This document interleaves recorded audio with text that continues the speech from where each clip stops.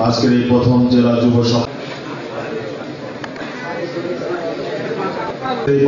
যুব সম্মেলনের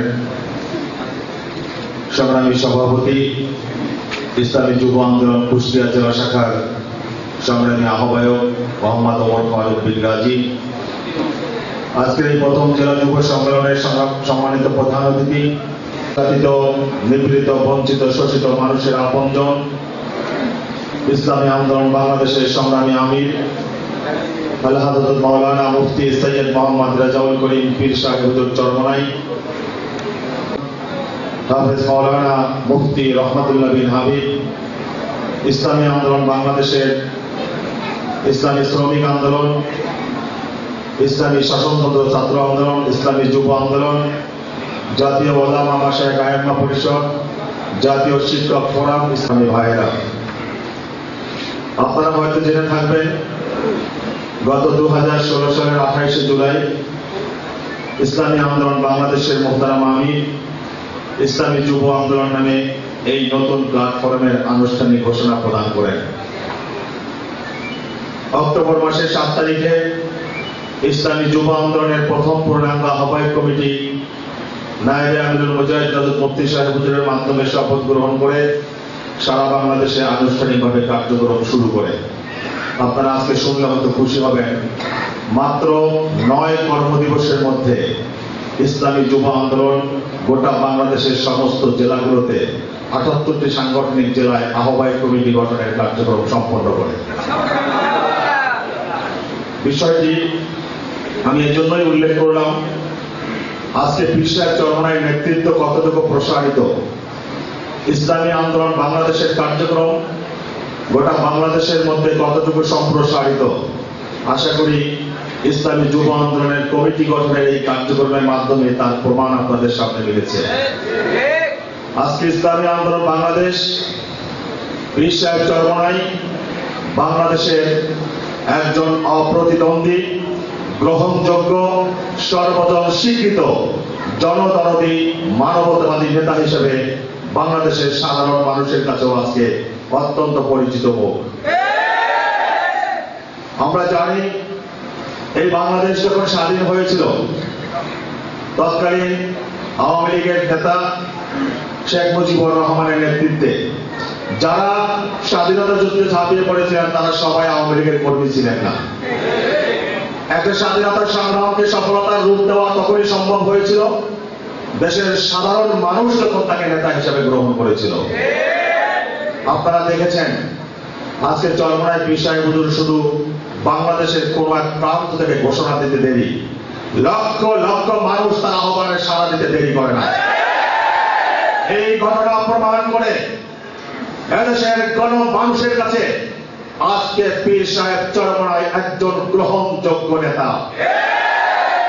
আমরা এদেশে যেই কাঙ্ক্ষিত ইসলামী বিপ্লবের স্বপ্ন দেখি, আমরা বিশ্বাস করি আমাদের নেতা যখন সর্বজন বিদিত সর্বজন গ্রহণযোগ্যতা অর্জন করতে সক্ষম হয়েছে, ইনশাআল্লাহ পীর সাহেব চরমনাইয়ের নেতৃত্বে এই দেশে একটি সফল ইসলামী বিপ্লব সম্পন্ন হবে।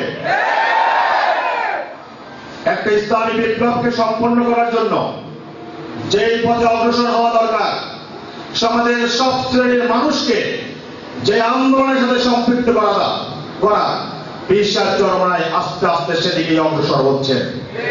আমাদের শায়েখ মুর্শিদ রহমাতুল্লাহ আলাইহি একটি সামাজিক সংগঠন প্রতিষ্ঠার মাধ্যমে তার দ্বীনি মিশনের কার্যক্রম শুরু করেছিলেন। সময়ের প্রেক্ষাপটে দেশের সর্বশ্রেণীর ওলামায়ে কেরামকে সাথে নিয়ে ইসলামী শাসনতন্ত্র আন্দোলনের আনুষ্ঠানিক ঘোষণা যেদিন দিয়েছিলেন, রক্তক্ষয়ী সেই ইতিহাসের অনেক নিবেদিত প্রাণ ইসলাম প্রেমিক মুজাহিদ ভাইদের রক্তের বদৌলতে আজকে ইসলামী আন্দোলন বাংলাদেশের প্রতিটা ঘরে ঘরে তার নামকে পৌঁছে দিতে সক্ষম হয়েছে। পীর সাহেব চরমনাই রহমাতুল্লাহ আলাইহি সাধারণ গণমানুষের মধ্যে যখন ইসলামের আওয়াজকে পৌঁছাতে সক্ষম হইলেন, তিনি চিন্তা করলেন দেশের অন্য যে শ্রেণীগুলো রয়েছে তাদেরকেও সংঘবদ্ধ করা দরকার। সেই চিন্তা থেকে 1991 সালের 23শে আগস্ট তিনি ইসলামী শাসনতন্ত্র ছাত্র আন্দোলনের আনুষ্ঠানিক ঘোষণার মাধ্যমে ছাত্র সমাজকে ওই আন্দোলনের সাথে সম্পৃক্ত করলেন। পরবর্তীতে এদেশের শ্রমিক সমাজকে সংঘবদ্ধ করে ইসলামের এই অগ্রযাত্রাকে আরো দুর্বার করার জন্য সম্প্রদায় অগ্রসর হয়েছে। গত 31শে মার্চের প্রথম জাতীয় যুব কনভেনশনে তার সাক্ষী বহন করছে। আমরা গবেষণার মাধ্যমে বিশ্বের চরমায় কর্তৃক দায়িত্বপ্রাপ্ত হয়ে ইসলামী যুব আন্দোলনের কাজকে বাংলাদেশের প্রতিটা দেশের 78টি সাংগঠনিক জেলায় কুষ্টিয়ার মতো বর্ণাঢ্য আয়োজনে জেলা শুভ সম্মেলনের মাধ্যমে ইসলামী যুব আন্দোলনের গোটা দেশের পূর্ণাঙ্গ কমিটির গঠনের কার্যক্রম সম্পন্ন হবে ইনশাআল্লাহ। আমরা টার্গেট নিয়েছি, বাংলাদেশের এমন করে ইউনিয়ন থাকবে না, এমন করে গ্রাম থাকতে পারবে না যেখানে যুব আন্দোলনের কার্যক্রম সম্প্রসারিত হবে না। ইসলামী যুব আন্দোলনকে আমরা সেই পর্যায়ে নিয়ে পৌঁছাতে চাই। ইসলামী যুব আন্দোলনকে সেই মানের সংগঠনে আমরা পৌঁছাতে চাই। ইসলামী যুব আন্দোলনের মধ্যে আন্দোলন থেকে ঘোষণা হয়েছে জোহরের পরে বিক্ষোভ মিছিল, বিক্ষোভ মিছিলে উপস্থিত হয়ে বাবার জানাজায় গিয়েছে শরীফ হবে।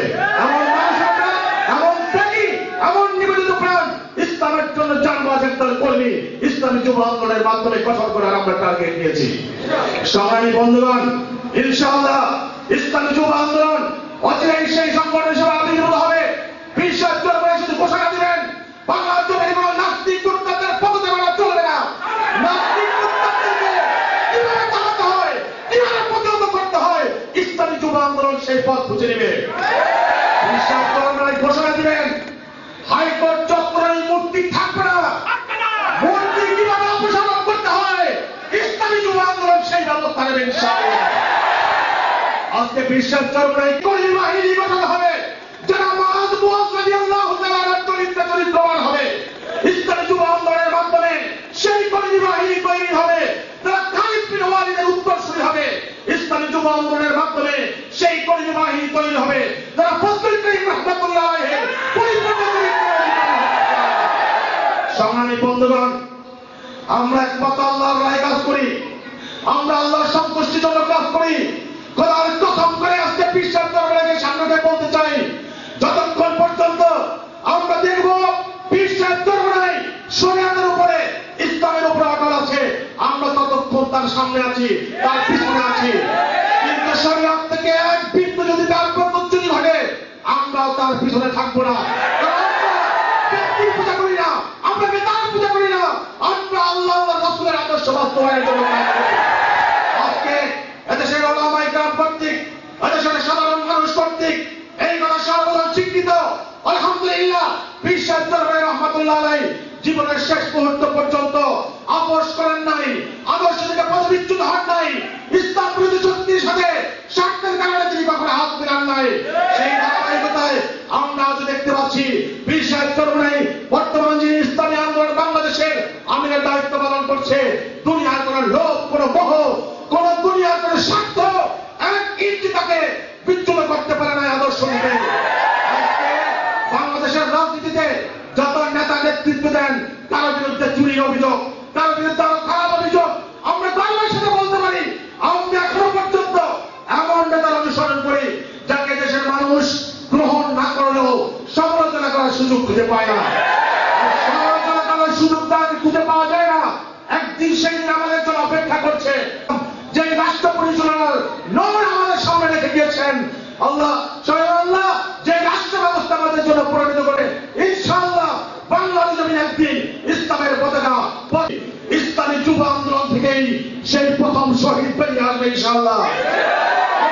ইসলাম প্রতিষ্ঠার জন্য যদি কারো শরীর থেকে রক্ত ঝরাতে হয় ইসলামী যুব আন্দোলনের কর্মীদের শরীর থেকেই প্রথম ফোঁটা রক্ত রাজপথে পড়বে ইনশাআল্লাহ। ইসলামী যুব আন্দোলন সেজন্য প্রস্তুত আছে। আমরা শুধু হুকুমের অপেক্ষায়, নির্দেশের অপেক্ষায় বর্তমানে তাকিয়ে আছি। আল্লাহকে রাজি খুশির উদ্দেশ্যে, আল্লাহর জমিনে আল্লাহর দ্বীন প্রতিষ্ঠার জন্য বিশ্বাস চরমের নেতৃত্বে আমাদেরকে সফল ইসলামী বিপ্লবের কাফেলায় শামিল থাকার তৌফিক দান করুক। ওয়া মা আলাইনা ইল্লাল বালাগ। কথা হবে রাজপথে, কথা হবে স্লোগানে, দেখা হবে রাজপথে ইনশাআল্লাহ।